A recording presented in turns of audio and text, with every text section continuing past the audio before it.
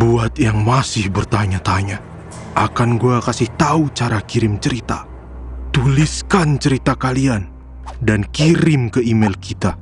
Kalau sudah, tunggulah balasan dari kami.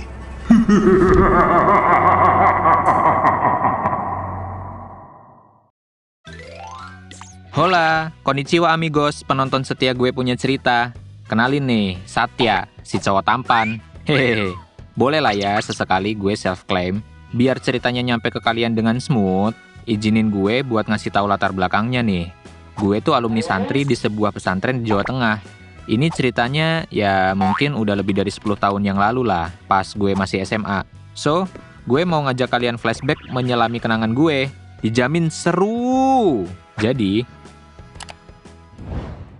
waktu itu gue tinggal di sebuah asrama di pesantren. Kebetulan kamar gue tuh terbilang besar, yang bisa nampung 10 orang lebih santri untuk tinggal. Kita semuanya tidur di atas kasur tipis yang bisa digulung kalau lagi nggak dipakai. Semuanya tuh awalnya berjalan lancar. Anggap aja gue punya temen 3 yang bakal gue ceritain. Sisanya NPC lah ya. Kasian animatornya. Hahaha. 3 teman sekamar ini namanya Dani, Lutfi, sama Aldo. Gue coba kenalin satu-satu ye. Dani ini anaknya sama kayak gue, tipikal santri yang gak alim tapi gak nakal juga. Ya hidupnya lempeng-lempeng aja. Tapi dia akhir-akhir ini suka angkat barbel 3 kilo yang dibuat dari kaleng bekas cat glicor. Haha, mungkin pengen jadi kayak cowok gym kali ya. Nah, kalau Lutfi ini anaknya pendiam, gerakannya lemot banget. Heran gue bisa ada anak selemot ini gerakannya. Bukan otaknya loh, tapi setiap dia gerak tuh lemot kayak slow-mo gitu. Yang terakhir nih Aldo, dia hampir nggak pernah tidur di kamar. Bocahnya nomaden, pindah-pindah dan numpang tidur di kamar orang lain. Kadang juga tidur di masjid. So, udah kebayang lah ya ketiga teman gue ini. Sebagai santri, waktu malam hari habis isya tuh kayak waktu bebas kita buat ngelakuin banyak hal. Soalnya kegiatan ngaji udah beres. So, ada yang nyuci baju, ada yang belajar. Tapi nggak yakin sih kalau belajar. Hahaha. Ada yang ngobrol lah, atau kalau kayak gue mah main Facebook pakai HP.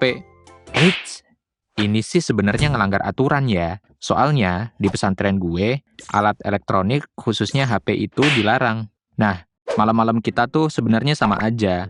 Boring lah kegiatannya. Kegiatan anak pesantren gimana sih? Udah terjadwal, udah terstruktur, pasti bosen lah. Sampai suatu malam, gue baru sadar ada yang beda di kamar gue. Yap, ada lemari kayu gitu di ujung kamar. Gue nanya ke anak-anak, itu lemari siapa? Mereka bilang, itu Aldo yang bawa masuk.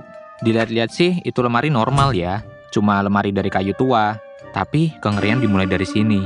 Malam itu, kita semua di kamar hahaha bareng.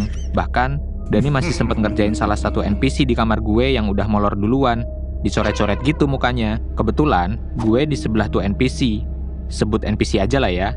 Kalau gue sebut namanya kan kepanjangan. Wak, wak, wak, wak. Nah, gue tuh di kondisi setengah ngantuk. Jadi tanpa sadar gue ketiduran di saat Dani ngisengin temen gue.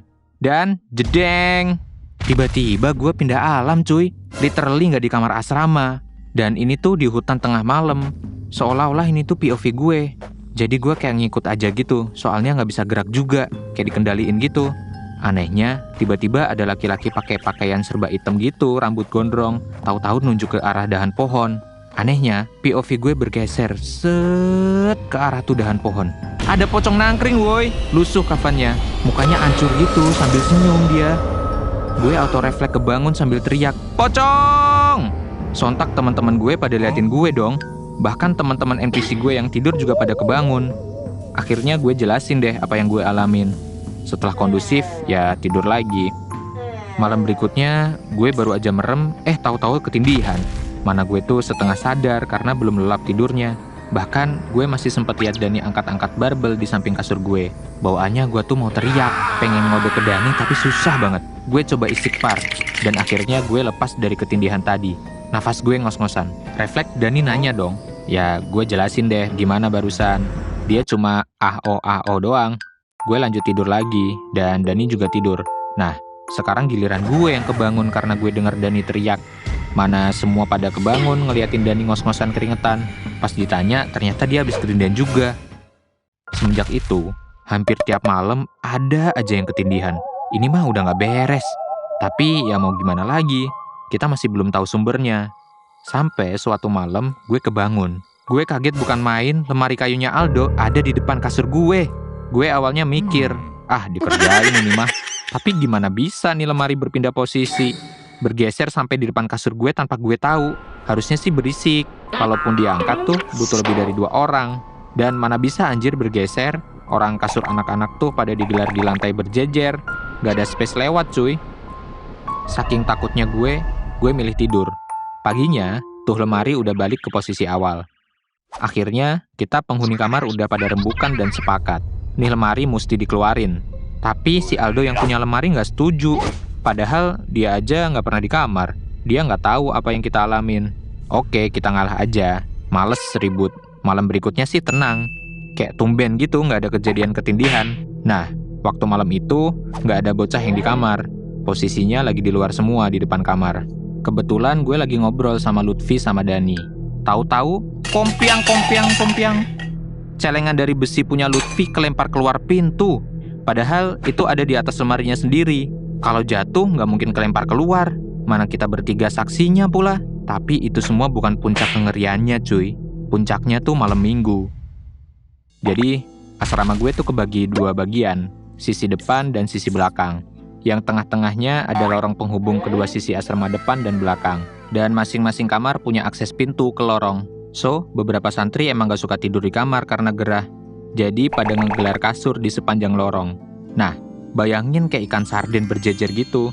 Kalau mau jalan aja kehadang kasur sama lautan manusia yang pada molor kan. Nah, malam minggu itu jam 2-an tengah malam. Bocah sekamar gue tuh denger ada suara anak kecil lari-larian bolak-balik di lorong. Sambil ketawa tiwi gitu. Pas dicek, kosong cuy, gak ada yang lari. Cuma sekumpulan santri yang lagi tidur aja. Terus tadi siapa woi?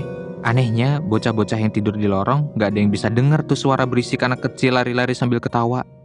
Setelah desas-desus teror makhluk gaib ini makin gak beres, akhirnya kita lapor ke salah satu ustadz lah di pesantren gue. Akhirnya si Aldo diinterogasi dapat lemari dari mana. Ternyata ini diambil dari gudang gitu. Dan ya selama ini dia gak izin ke pihak asrama. Padahal kalau mau lemari itu, izin dulu dan minta dicariin sama pihak asrama. Pasti nanti dikasih. Setelah tahu akar masalahnya, ternyata tuh lemari bisa dibilang angker. Akhirnya kita jikir bareng gitu malamnya biar nggak diganggu. Dan lemarinya dibalikin ke gudang. Semenjak saat itu, malam hari kita nggak pernah diganggu lagi. Dari sini kita belajar, jangan asal ambil barang yang bukan punya kita, apalagi belum izin. Apalagi dari tempat yang nggak pernah kita jamah. Cerita ini masih gue ingat sampai sekarang. Meskipun gue udah bukan santri lagi. Ini salah satu kenangan memorable gue. Kalau kalian punya kenangan yang berkesan, cerita yang menarik, silakan kirim ke email di bawah ini ya. Atau kalian bisa isi Google Form yang ada di Instagram Gue Punya Cerita. Menarik. Jadi, apakah kalian yakin sedang menonton ini sendirian? Jika kalian suka, bisa klik like, komen, dan subscribe channel Gua Punya Cerita.